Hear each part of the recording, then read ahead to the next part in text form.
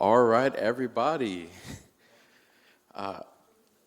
Thank you for joining us for our next session. So, I hope you guys had a good lunch. Awesome, awesome.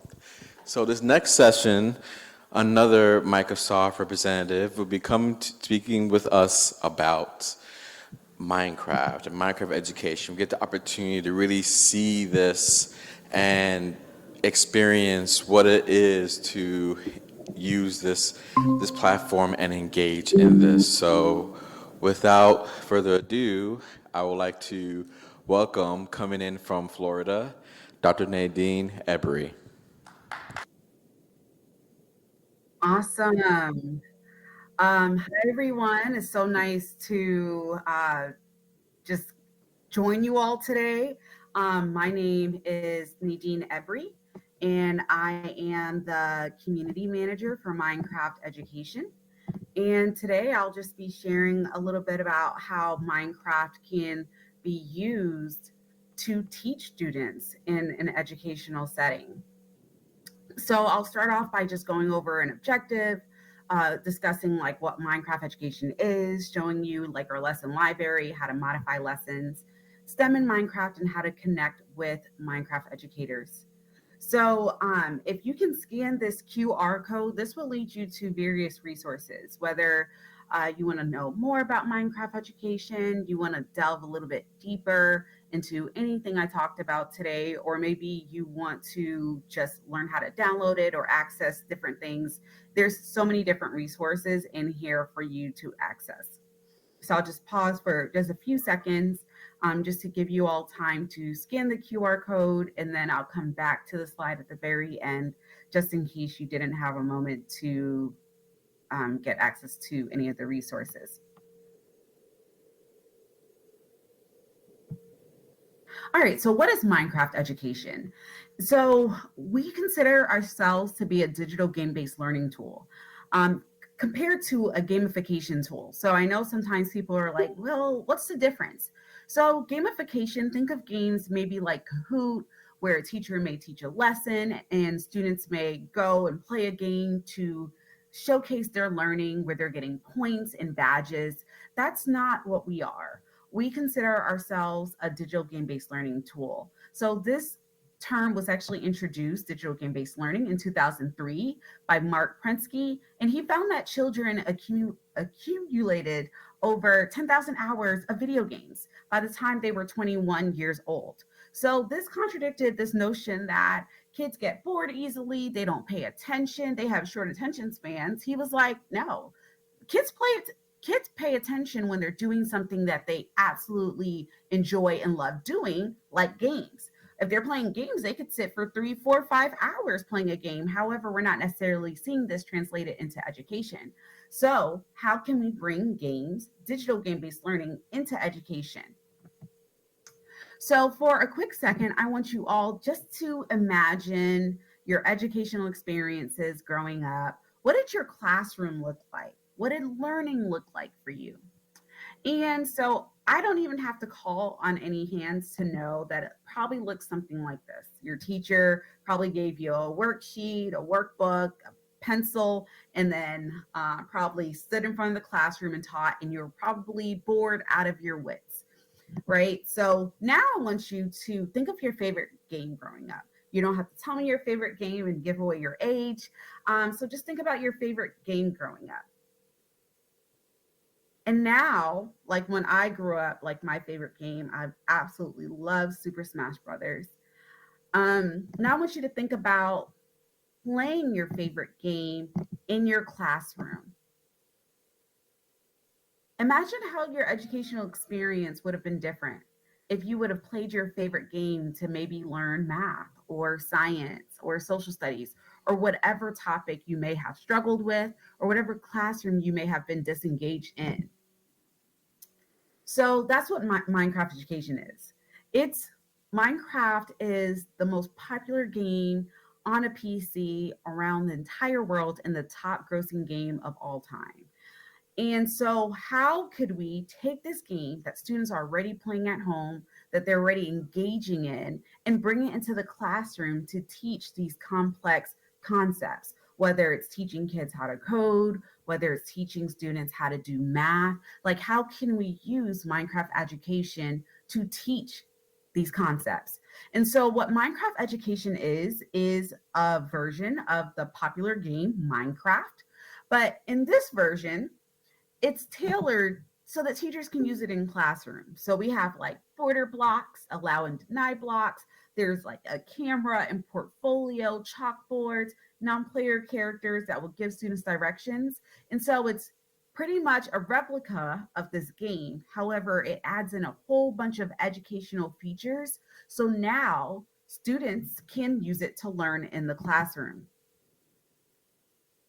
There's also a lot of things teachers can do in it. They can give directions, students can take assessments, they can take notes, they can take pictures within the game.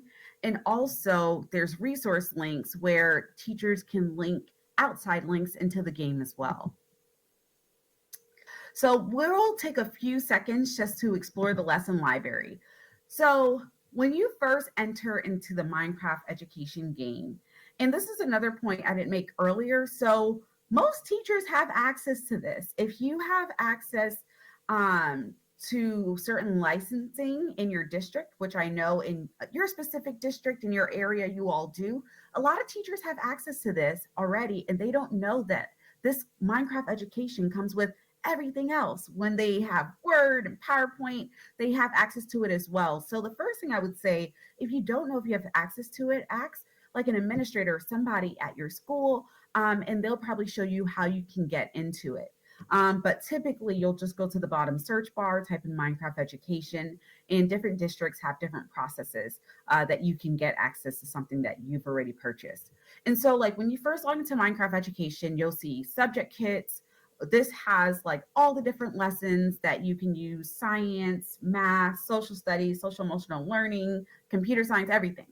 And then you have monthly build challenges. So every month we release a new build challenge that students can jump into this world and play. And then you have starter worlds. Starter worlds is various biomes that you can go into, and teachers use it for various purposes. They're very creative. And then you have how to play. If you never played Minecraft before and you're like, I just want to test this out, you can go in and also discover how to play as well. And so some people always ask about the block-based nature of Minecraft. Like, why does it look like a game from the 90s? And when I first started playing, I had the same question. I'm like, well, this feels like I'm going back in time a little. But it's actually very intentional why Minecraft is built the way it is. And it's meant for creativity. It's a sandbox game where, and it's also a code-based game where no matter what world you're in, you can code within the game. And because of its block-based nature, you can, for example, code your agent and say, agent, walk forward 3 blocks, and then place this block. So it's also really great for coding throughout the game. So it's actually very intentional the way the game looks. And so I always like to point that out because I know that's a question that we sometimes get. Another reason why Minecraft is amazing, especially to use in the classroom, is because of its accessibility features. So before I started working for Minecraft, I was a classroom teacher and then I was a technology specialist in our district. One of the things that I did as a technology specialist was focusing on showing teachers how they can use Minecraft. I started up a lab in our district and started having teachers come in from all around our county so that they can play Minecraft with their kids. And we had teachers come in where some students had various disabilities. Sometimes we had students who were partially blind, or students who may have been deaf, or students who were in classes that focus on behavioral problems that they may have been encountering. And no matter what class that came into the Minecraft lab, all students were able to engage because of the accessibility features embedded within Minecraft. Even if they struggled how to read, even if they spoke, it doesn't matter. We have over 100 different languages that we can translate to using our immersive reader. And so in any game, you'll notice this immersive reader, which is like a book within the game. And with immersive reader, teachers can do so many things. Like for one, they can make letters bigger if they need to, make them smaller. They can change the background color. So let's say there was a student who said, like, this screen is super bright. You could actually change the color of the background screen so that they could read throughout the game. You could also play the audio so that if students struggle with reading, they can still navigate through the game, even if they didn't know how to read. You can separate words by syllables. Also, let's say students had ADHD and they struggle with focusing, there's like line focus within the game, and also picture dictionary as well. So you can click on certain words and boom, now they could see a picture of it. And then also, it can be translated to so many different languages. And there's two ways to translate within the game. One, you can translate at the very beginning where the entire game is translated, or you could translate with an immersive reader where students can translate certain words. And so there's so many things that it can do. You can also toggle back and forth between languages as well. Also in the game, you could also go into settings and you can change various settings to make sure it's accessible for students as well. So there's a lot of things you can learn in Minecraft, but for the sake of this presentation, I'll just focus on STEM. And so we have various mathematics games. One game that we just came out with, and I'll play a piece of our trailer. I hope that you're able to hear it, is Math Mummy Mayhem. And in this game, it really teaches students how to learn geometry like in a conceptual way. So I'll just play briefly what this game is about, and then I'll keep going into another game that we have. In the heart of Egypt's majestic pyramids, a modern-day mystery begins to unfold. Trace the arc of time, solve riddles on a harrowing geometric journey, where each step leads you deeper into a cryptic world. The sphere of ancient Egyptians' influence is all around us. They knew mathematics held the key to great truths about our universe. Now it's your turn to uncover these secrets and help lift the curse.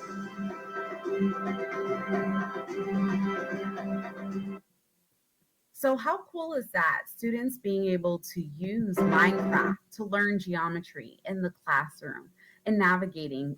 And I realized also while using Minecraft, it's a lot easier because the teacher can serve more as a facilitator and they can navigate and kind of support students as they're learning through this game-based experience. We also have a game called Fintropolis. In Fintropolis, let's say you teach older students who are probably like in high school or maybe even middle school, and they want to learn about financial literacy. Fintropolis is a great way. And a lot of these lessons aren't just created by the Minecraft team. We partner with different companies. So, for example, Fintropolis, we partnered with a bank who helped to support this lesson and provide information for this lesson. So they're getting information from professionals within this game.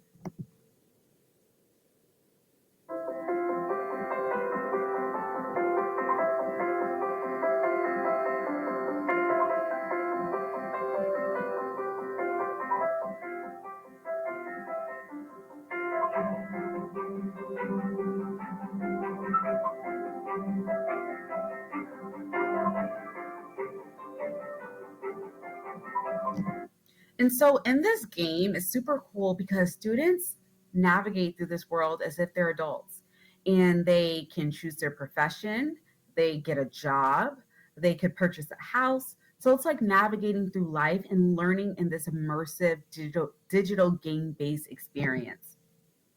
Students can also learn engineering within Minecraft. So Minecraft is set to operate like the real world. So a lot of the things that they learn within Minecraft, they can actually take it out of the game and apply it in the real world. And you see a lot of students engineering, and it's super interesting to see within this game-based experience.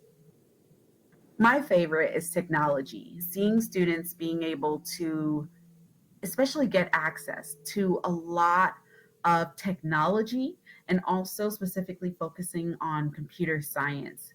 We have amazing cybersecurity lessons, coding lessons. Like my husband's a programmer, and I remember he always said, Nadine, I think you would be really great at coding. And I was so scared to try it. And what got me into coding was Minecraft. I played their hour of code game and I realized, man, coding isn't that hard. Coding is literally just telling your computer what you want it to do. And so after just being exposed to it, I started to expose students to it as well. And so each year we release an hour of code game. This year, our game focuses on AI, artificial intelligence, and also coding. And this game actually releases this upcoming week. And the target ages for this game is 7+. And so I'll just show a quick preview of this game. Also, let's say you don't have access to Minecraft Education. If you download it, we make our hour of code games free. So all students get access and so all students can play. So even let's say you are in a school district that doesn't have access to Minecraft Education, they can still play through this game for free.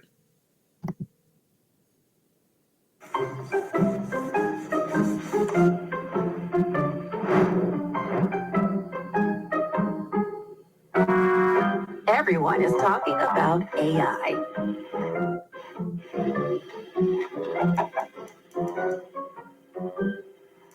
So, this year, Minecraft Hour of Code will teach you how to create helpful AI.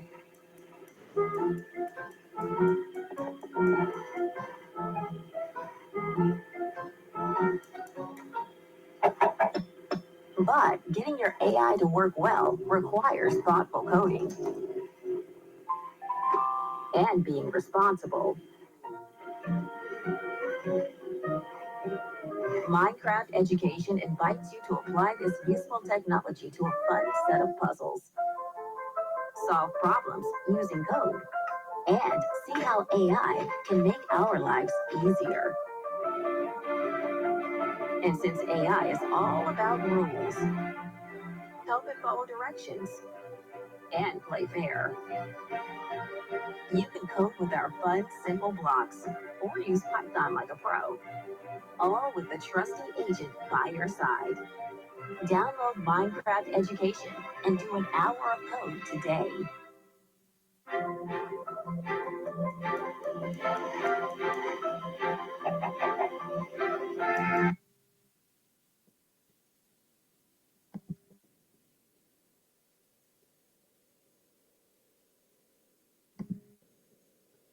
All right, and so that is the AI lesson on generative AI, and it's a super interesting lesson. So let's say you're like, man, I really want to do this with my students, or let's say you're a parent and you're like, man, I would love to do this with my child at home. You can participate in our Hour of Code Play Along. So in our Hour of Code Play Along, the goal is for everybody worldwide to just drop everything in code on December 6th.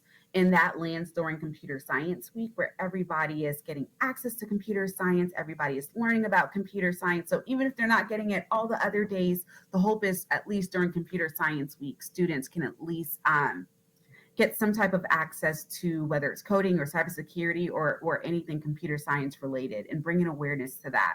So we'll actually be streaming at 4 different times. So we'll be streaming at 9 a.m. Eastern Time, 12 p.m. Eastern Time, 4 p.m. Eastern Time, 8 p.m. Eastern Time. And during this time, everyone can drop everything in code. And so to register for this, you could go to aka.ms/HOC, which stands for Hour of Code, live. And if you go to that website, you'll be able to register for Hour of Code.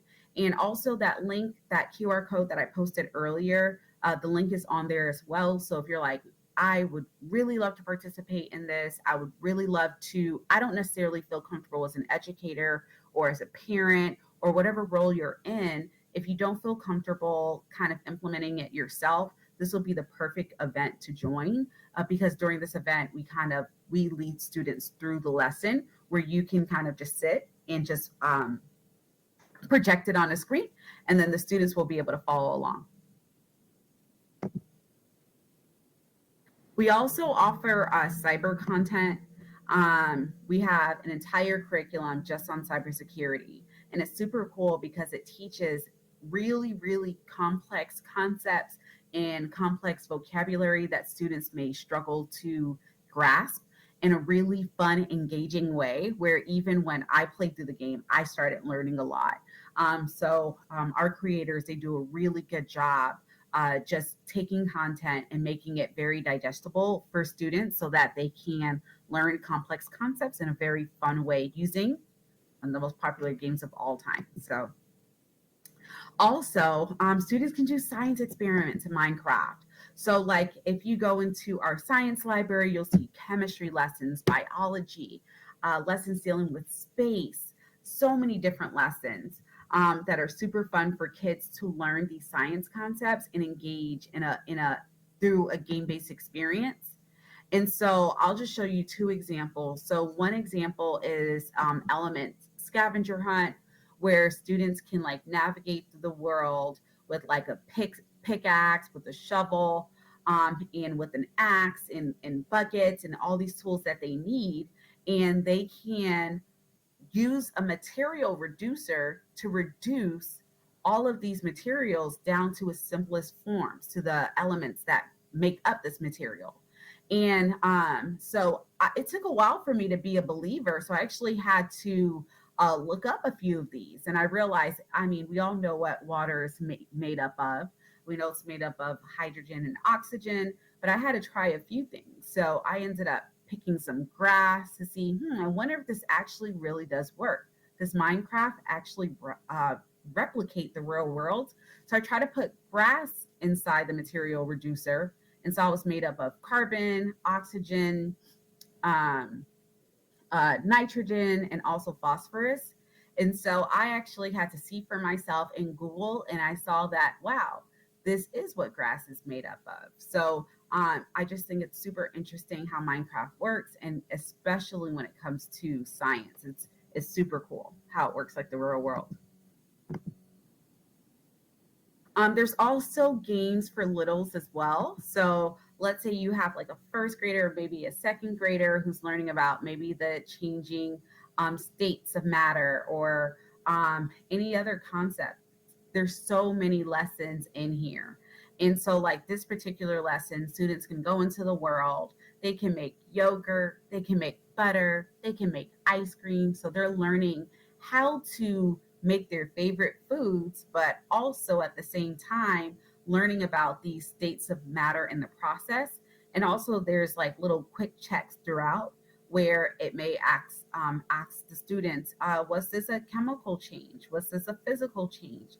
And they can navigate through this world answering questions and learning. And again, the teachers are the facilitators. The teachers, most times, like when I'm using Minecraft in the classroom, I do the pre-work, but the students really just navigate on their own.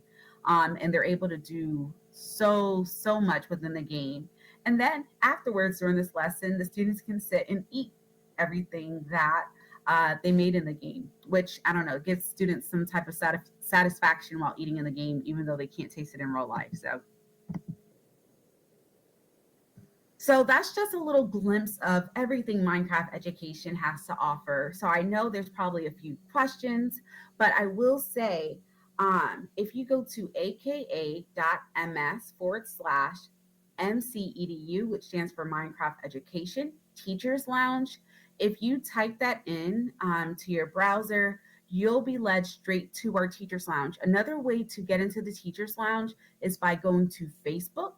And once you get into Facebook, just search like Minecraft Teachers Lounge, and you'll be able to connect with me, a lot of other people from the Minecraft team, and also over 7,000 educators who are using Minecraft in their classroom. So these educators include superintendents, CIOs, teachers, parents who are homeschooling their kids, people who are running organizations in the community. So you'll be able to see how people are using Minecraft education, whether it's to bring access to with computer science in their communities, whether it's to teach science, whatever it's for. You'll be able to connect with so many different educators and see how they're using Minecraft education to make a change. There's no question too small. There's no question too novice. Like, we're here to answer them all. And chances are, if you type a question, somebody is going to answer it right away, no matter what time you're asking these questions, because this includes the global community. So we have people represented from every corner of the world, who, even if it's 1 o'clock a.m. your time, it's 7 o'clock p.m. for somebody else. So no matter where you are, you'll be able to answer questions and get all the answers, ask questions to get all the answers you need. So that is it for me. I don't know if I have time, if I have enough time for questions. Um, Dexter, can you let me know if I'm able to take any questions, or I know the time is, I went a little over. Yeah, sure. We have time for a few questions. So, you can hear me, right? Yes, I can hear you. Awesome. So, does anybody have any questions they may want to ask? Don't be shy. Yes, okay. Here's one. Hi, I'm Melanie. I teach game design. I'm wondering if in your material reduction, can you show them glucose and starch and some intermediates so it can be, I don't know, more interesting? I'm very biology focused, sorry.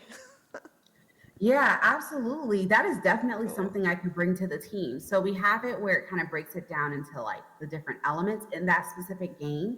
But there are certain games that do focus on topics as you were just discussing. But in the specific game that I was showing, it just showed, if you use the material reducer, it just breaks it down into certain elements. Yeah, which is brilliant. We loved it. Any other questions? Anybody? All right, we have another one.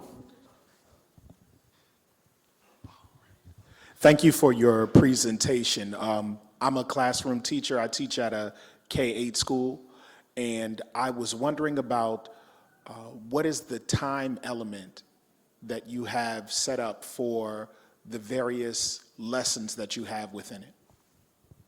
Yeah, that's a good question. And when you say time element, do you mean like how long does each lesson take? Yes. Yeah, so each lesson, and it just depends on the teacher. So each lesson takes about like an hour, but teachers do it differently. Some teachers, some lessons may take 30 minutes, some lessons may take 45. Sometimes teachers may split lessons into multiple days. For example, one of the last ones that I showed you where the students were able to make like ice cream and learn about changing states of matter. So like you can learn about different things within that game. So, like when I was in the classroom and we were learning about changing states of matter, I would tell them, hey, only go to the lady who has changing states of matter above their head. And they would go into the game, learn about the states of matter, and we'll make ice cream, butter, and then we'll stop right there. Because even that will take about like probably maybe 30, 40 minutes. And so you can kind of split the games up too in what makes sense for your class as well. Awesome. We have time for one more question. Anybody have any? One? No? Awesome. Well, thank you so much, Nadine, for your time and the knowledge you imparted on us. Once again, everyone, Minecraft education is one of the tools that you have access to.